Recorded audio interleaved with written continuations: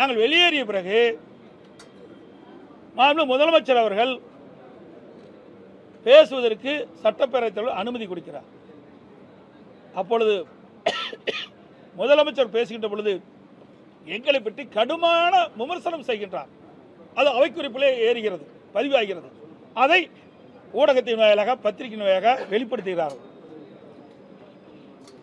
ஆனால் பிரதான எதிர்க்கட்சி என்ற முறையில் மக்களுடைய பிரச்சனையை அரசுடைய கவனத்துக்கு கொண்டு வருவதை அவள் நேரடியில் ஒளிபரப்பு செய்வதில்லை.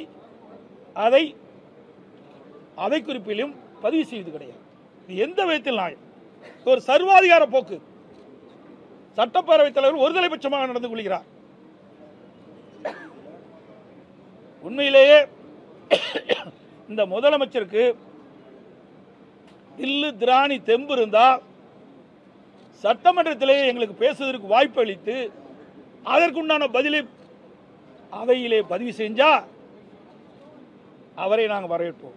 கோழைத்தனமாக முதலமைச்சர் கோழைத்தனமாக திட்டமிட்டு அனைத்து இந்திய அண்ணா திராவிட முன்னேற்ற கழக உறுப்பினர்களை வெளியேற்றிவிட்டு வேண்டுமென்றே எங்கள் மீது கடுமையான விமர்சனத்தை பதிவு செய்கின்றீர்களே, எந்த விதத்தில் நியாயம்?